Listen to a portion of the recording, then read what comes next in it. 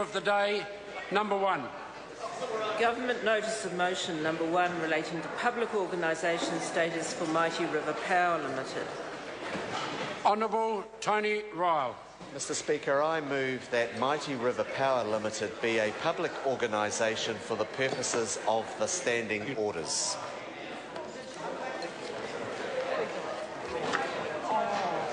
The question is the motion be agreed to. Honourable Clayton Cosgrove. Speaker, in case anybody missed that wonderful speech by the Minister, that was the worst performing Minister in the history of SOEs in this country. It is interesting that we're actually debating this motion, a motion which follows a litany of stuff-ups, a litany of incompetence by that particular Minister in all aspects of SOEs. Primarily, this motion should have been before the House when the legislation, the mixed ownership model legislation, was put in place in June last year. Yet that Minister, whose incompetence in this portfolio is staggering, absolutely staggering, sir. We agree with this motion. We agree with it because it will allow, sir, finally some accountability of mixed ownership model companies, those which have been half sold off, like Mighty River Power, to the private sector, and those which are likely to be sold off in part, Meridian Energy. But if you look at the litany, sir, and the shambles, this is the peak of it for that Minister. In SOEs, we see this, that in John Key in June 2011 said this, that the mixed ownership model would yield, after the sales, $7 to $10 billion. That's how much he said would be raised from the sale of these assets. He then claimed it would be $5 to $7 billion, and then he now claims, after the 25 cent, I think, or 10% drop in the Mighty River Power shares, and the over $1 billion devaluation in Meridian, that we're going to be at the bottom end, I think is the quote from the Prime Minister, of the $5 billion range.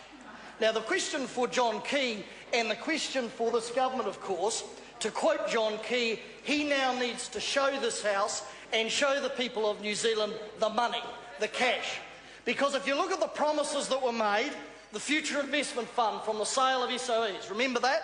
The Future Investment Fund, which was going to fund, quote, hospitals and schools, and kindergartens and other things, kittens, whatever. Then we find out two things, that the money that is supposedly going to be raised from the sale of these assets, has been spent 10 or 15 times over, but worse than that, we find out that the money is set aside not for hospitals and schools, but for, say, $40 million to pay for the free shares of Mighty River Power. $100 million to bail out Solid Energy.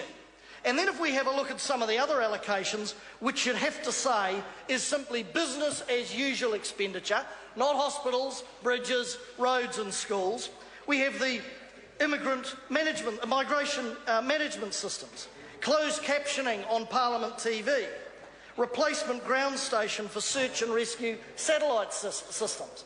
A whole lot of business as usual, appropriate expenditure, but business as usual expenditure that should be coming out of budgeted expenditure, not the revenue generated from the sale of these assets. And then you've got to look at the combination of factors which have led to where we are today. If you look at Meridian Energy, of course, is balanced against the huge risk of Rio Tinto going south on or before 1 January 2017.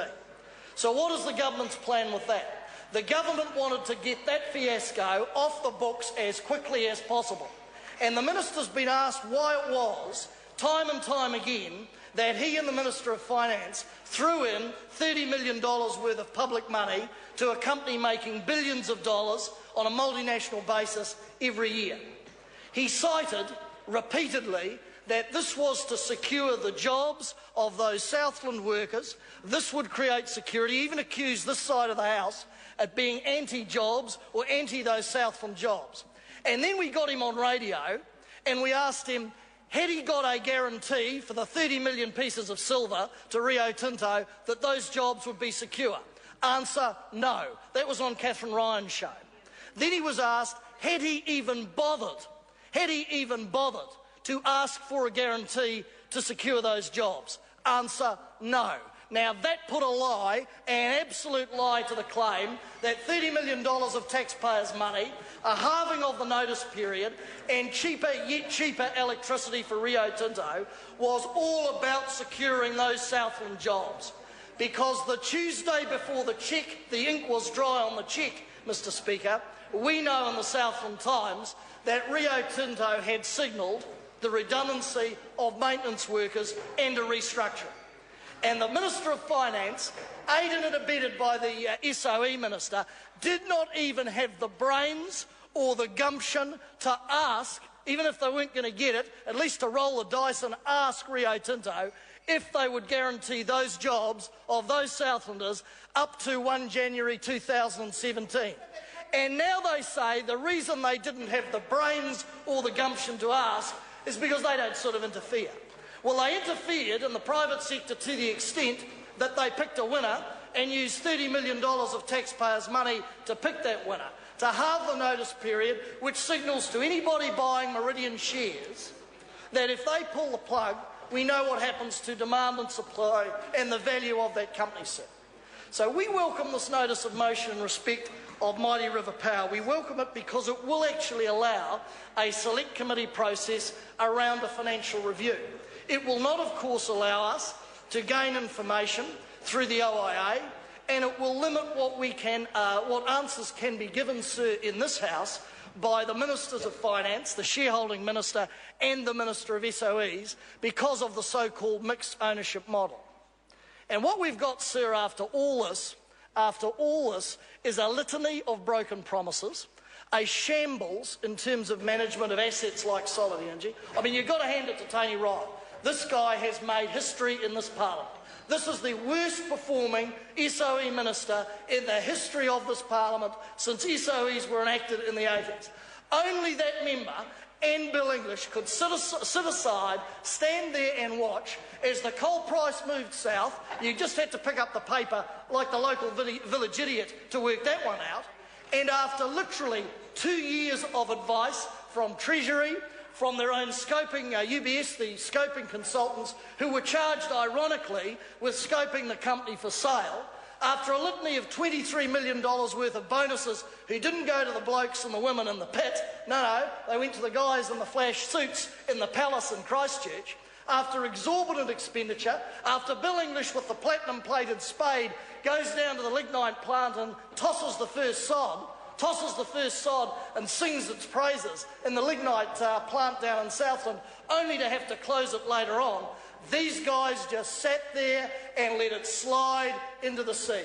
An award-winning, export award-winning company, Solid Energy, slid into almost bankruptcy, and we wait with bated breath over the next few days and weeks to see what sort of deal the Minister of Finance has cut with the banks to try and get rid of or minimise the taxpayers' exposure to $380 million worth of debt. All under his watch, all under the SOE Minister's watch, Mr Speaker. They are totally 100% responsible. And they get up occasionally and say they took action, there is a new board in Solid Energy. Well, the problem with that proposition is no one got sacked, a few people resigned, no action was taken against them, and no intervention by this government. So Mighty River Power, the poor old folks who bought those shares are now 10% down, 10% down. About 440,000 people pre-registered to buy those shares. What did it work out at? 100,000 actually bought. Opinion polls show, I think it's the TVNZ one, that 87% of people do not want a bar of Meridian Energy. And I'll tell you, you look at the TV ads, you look at the massive consultancy and legal expenses that this government has used to try and get these floats off the deck, hundreds of millions of dollars. And yet they balk at, what is the cost? $9 million for a referendum on asset sales so the people of New Zealand can actually have a formal say and tell this lot, give this lot a good political boot in the backside, scuttle any moral authority they may believe they have, and tell them that they don't want their assets sold in a referendum. So John Key's quite happy to throw $30 million at a multi-billion-dollar multinational company to get what for the taxpayer? Nothing, not even any job security. but he's not willing and criticises those who organised that referendum in the community, organisations like Grey Power and others, and those in the community who want to have a say, he criticises and says, no, $9 billion is too much. We support this notice of motion and we look forward to putting Mighty River Power's feet to the fire. Gareth Hughes.